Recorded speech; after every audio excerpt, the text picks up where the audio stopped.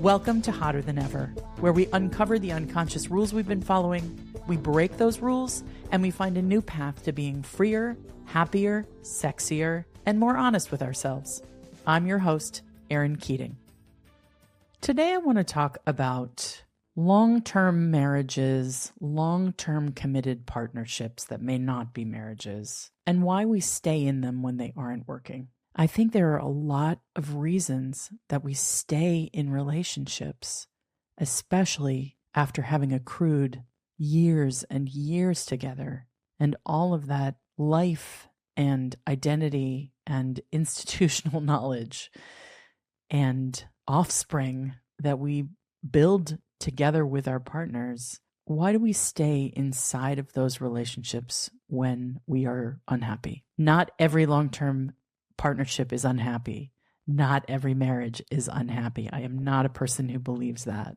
I see couples making it work all the time, and I admire the shit out of that. I admire people who have found a partner who works for them, who feels like a real partner. I watch people supporting one another, admiring one another, complimenting one another, literally with compliments, and also the other kind of compliment where you're different and you do one thing and the other person does something else and it makes a beautiful whole.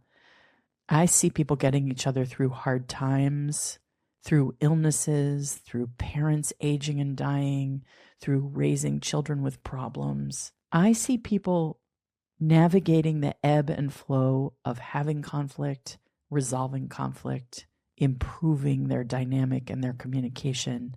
I see people who work really hard at it. I see people who seem to be effortless in their ability to stay connected and engaged and happy with one another.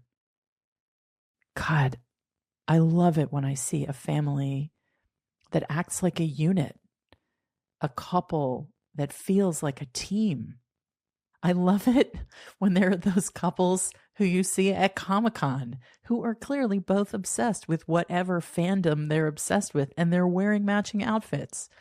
Or kinky people who find connection and eternal renewal in their relationship through their own desires and exploration. I have people in my life who have chosen to have more kids than I believe makes any kind of fucking sense, but because it makes sense inside their marriage, inside their partnership, and inside their desires as a couple, they built a big family together and do everything that they have to do to make that work. I see couples who have money making it work. I see couples with no money making it work. There are people who are in open marriages. Everything can work. And it does for so many people. I'm envious of those couples where they look like best friends. They seem like best friends, or their first loves from high school and they're each other's only love. I am not anti-romance. I am not anti-marriage and partnership. I'm a big fan of people who can make these long-term relationships work. And I'm not going to say that I'm a failure at it. I did my best. I did my best to stay and to be one of those couples that makes it to your 50th anniversary and everybody can't believe and wants to know what the special sauce is. I don't have those answers, and I didn't have that marriage. And I stayed in it much longer than I should have.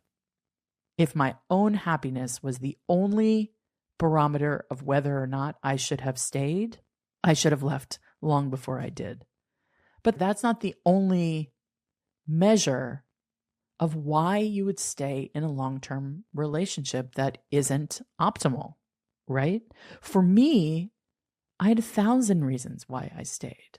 And I see people who have all kinds of very rational, very practical, very sensible reasons why they stay.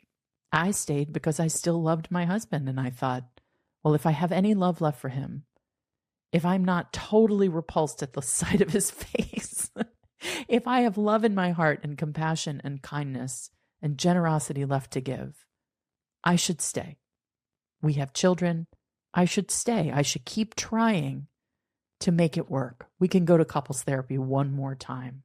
We can really have those deep talks that make me feel like okay, there's going to be change. We're going to get through to the other side of this. There is so much love here.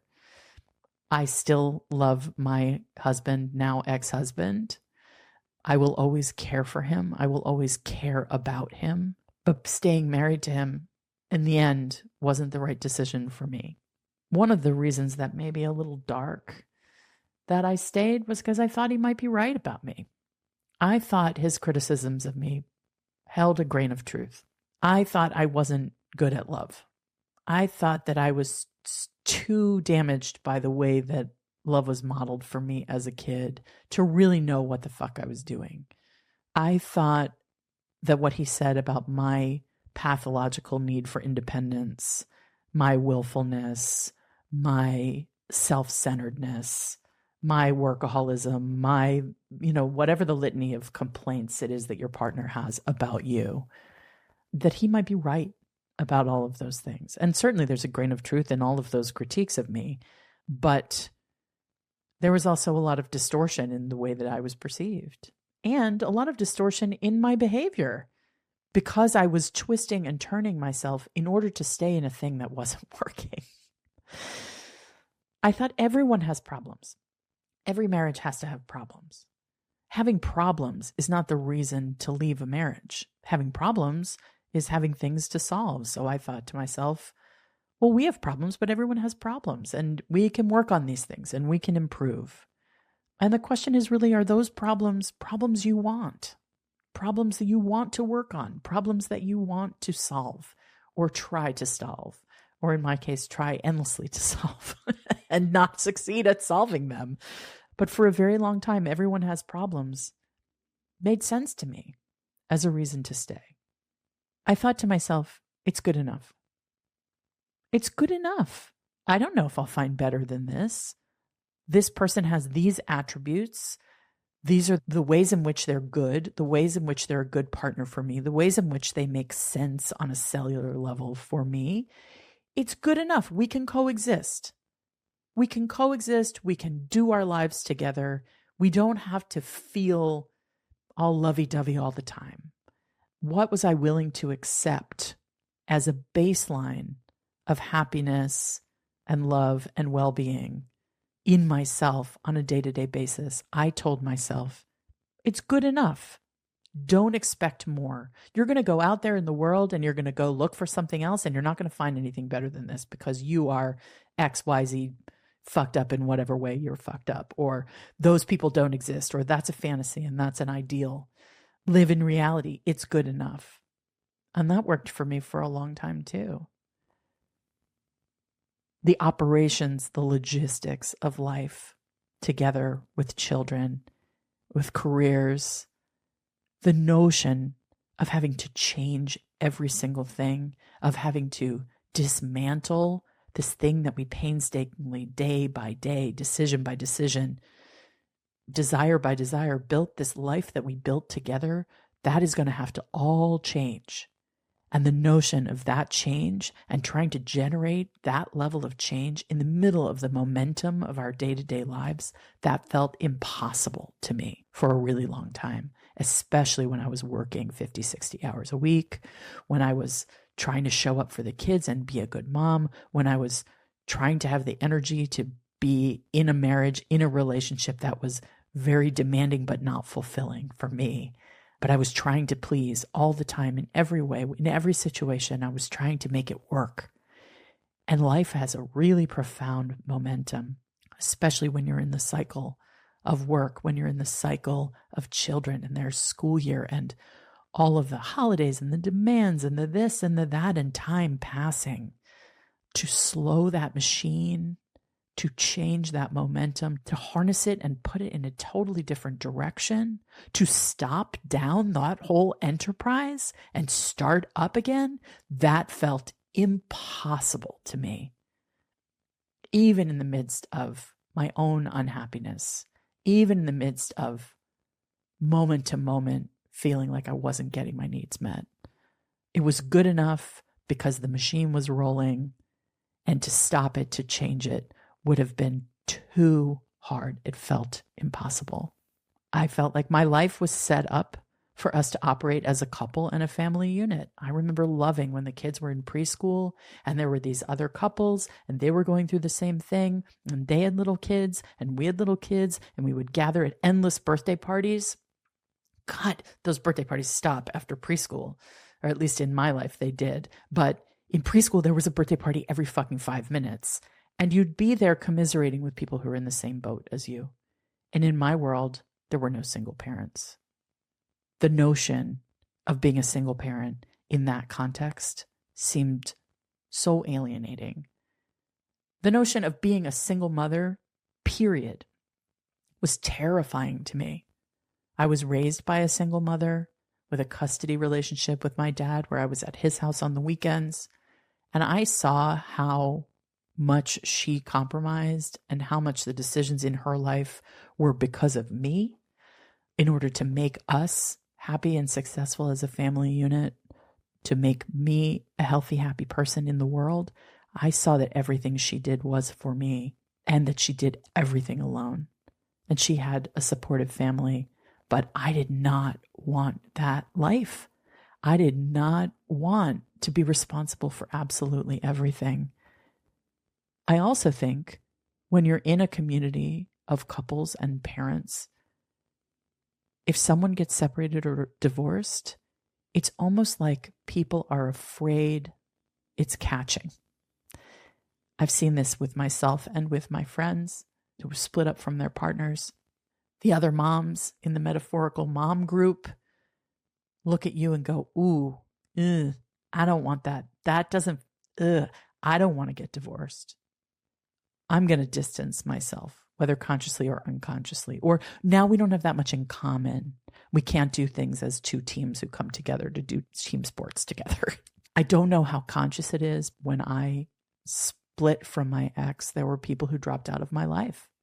And I didn't want that. I didn't want to be rejected. I didn't want that kind of change. I think when a marriage breaks up, around that couple have an opportunity to reflect on their own marriages. And sometimes that is an impetus for them to look at their own decision to stay, whether they are happy or unhappy. And if they are unhappy, it's really hard to look at somebody who's going, actually, I choose my own happiness. Actually, I choose my own well-being. Because what is on the line here is how you want to feel in your everyday life, right?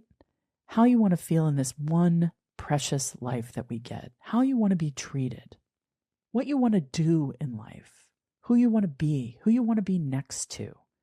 Can you be that in your marriage? Can you be that in the relationship you're currently in? I want that for you so badly. I want you to be in a partnership that feels like it supports your every dream, where there's a give and take, where there's understanding and compassion and kindness and partnership. But if there isn't, and you're making a compromise to stay married and safe, and maybe married and unhappy. And when I say married, I mean in a committed long-term partnership.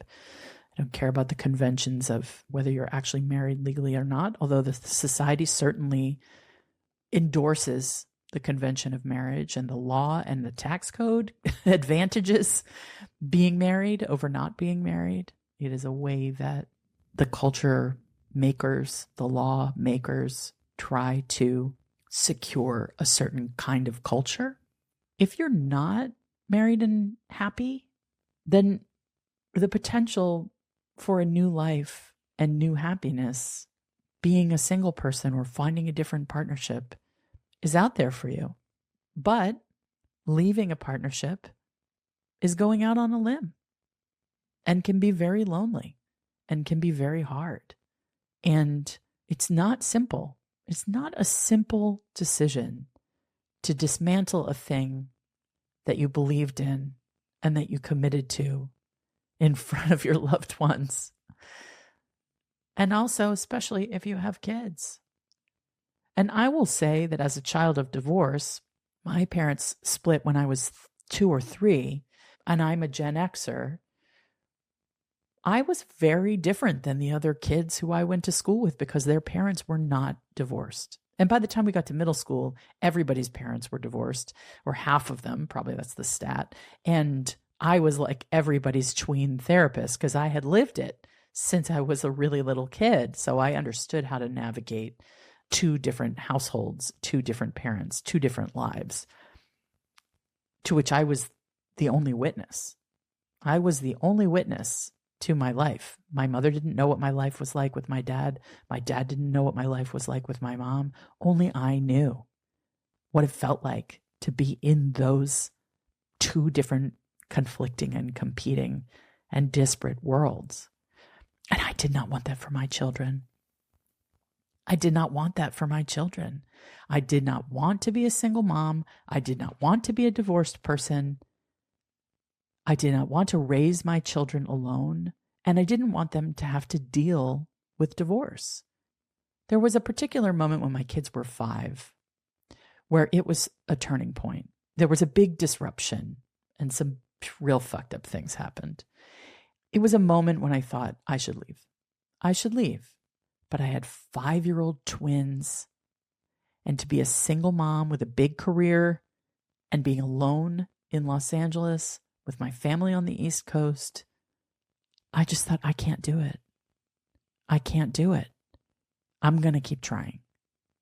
I'm going to keep trying, even though this is a clear moment to make this break. I wasn't ready. I wasn't ready to take on this whole other life. And I guess I'll say I probably wasn't unhappy enough, because we grow at the speed of pain. We grow at the speed of pain. When we feel pain, enough pain, then we change. And it's horrible, but it's true. That maybe if you're in a really unhappy relationship and you can't leave, maybe you're just not in enough pain. I don't wish that for you. I wish we could make decisions based on a rational calculus of our own happiness, our own well-being, and all the different factors that go into staying or leaving, choosing to stay and be with a person versus not be with a person. But for me, I guess I wasn't suffering enough. And so I stayed and suffered some more. Another thing I told myself was sex isn't everything. And I remember a moment, a conversation I had with a dear friend. And I said, well, we haven't had sex in a long time. We really kind of don't. Sex is not really a part of our relationship. It's not part of our marriage. But, you know, the fire inevitably fades. That's totally normal. When you have kids, when you have little kids, when you're trying to juggle big, complicated, messy lives, like, where is the room for sex? Who has room for sex? Like, if you do, super. But so many marriages are completely functional and happy without sex. And my friend said,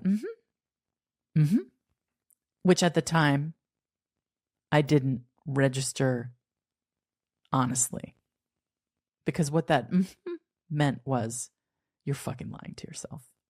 You're lying to yourself. I know you. I knew you before you were married. I knew how you felt about sex and how much you loved it before you were married. And now you're saying, oh, you don't need it. Okay. Because another tricky thing that happens is your friends are not going to tell you the truth necessarily about what they see, because they're in a terrible bind if they do that. If they say you should leave him and you don't leave him, then you're left with this friendship where you know they believe that you're doing something wrong in your life, that you're making choices that are making you unhappy. And then if your friend doesn't say anything, you come out the other side and you go, why didn't you say anything? They can't win. And often the better choice is to stick around and love your friend and support your friend through the difficult thing that they're choosing to do, as opposed to trying to get them to change. Because as we all know, you cannot get other people to change. You can only change yourself. And maybe other people change around you as you change. That is the hope, is that as you evolve, the people in your life evolve in ways that are positive. But you can't make someone leave a marriage that you can see from the outside sucks, or that you wouldn't want, or that is a decision, a choice that you wouldn't make for yourself, or you think you wouldn't make for yourself. Because there are all these factors for why we stay. Realistically, a lot of people stay in a marriage for fear of financial instability. They stay because maybe they made a compromise when the kids were born that you would stay home with the kids for X number of years and your partner would be the breadwinner. What if you split up in the middle of that agreement and you have lost momentum in your career and now you're a single parent and you're dependent on the other person for child support or alimony, if that still exists? That feels like a very 1950s thing, but spousal support. Oh my God, you're dependent on the very person who you're trying to get away from and disentangle from. What the fuck? That's so hard. That's so hard. That's such a terrible bind. People stay for security. Women are financially mobile in a way that we never have been before, but there is a motherhood penalty when it comes to career and financial success. And that traps us in unhappy marriages a lot of the time. Now, are you actually realistically trapped? I don't think anyone is actually realistically trapped. On some fundamental level, you can always leave. You are responsible for your life. You are in charge of how you live it. But there are real practical realities that people face, that we all face, and no one can be faulted for staying in a thing when they feel like, well, it's not optimal for me emotionally, but like financially, how are we going to pay 2 rents? How are we going to pay 2 mortgages? How are we going to double up on everything? That is a really hard dynamic. Another reason people stay is because they love their partner's family, their friends, their world, and they don't want to see all of that go away or be jeopardized. There's so many deep and meaningful reasons why we tell ourselves that just because we are unhappy or just because certain aspects of the relationship don't work, that we should still stay. And I don't fault anyone for that decision because I know how nuanced and complicated it is. And also how much the society prizes coupledom and marriage and partnership, and how much being a single person puts you outside of certain privileges and certain perceptions. And it is a big choice to say all of these factors are legitimate and real, and I'm still going to go. I'm still going to believe that there is some other kind of life where I can stand on my own and look at my future and manifest the future that I want and be my own support system and lean into my family and friends and find a new way to be happy and do it, or find a new partner who will stand next to me and look out at the future and manifest that future together that we both see. I was at a wedding and the couple made their vows and they said, I want to stand by your side and see the future together.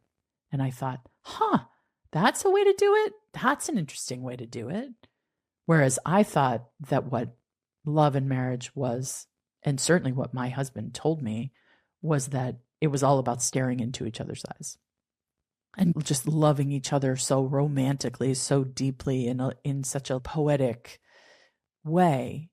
And what I want is to stand next to someone and enjoy the presence of them next to me and looking at our future, whether it's short-term or long-term or whatever, and liking what we both see together. So I'm not here to recommend you blow up your fucking marriage. I have no recommendations for anyone. I am not presuming to tell other people how to live their lives. Your life is your life, and you are in charge of it. How do you want to live it? You have choices. You deserve happiness.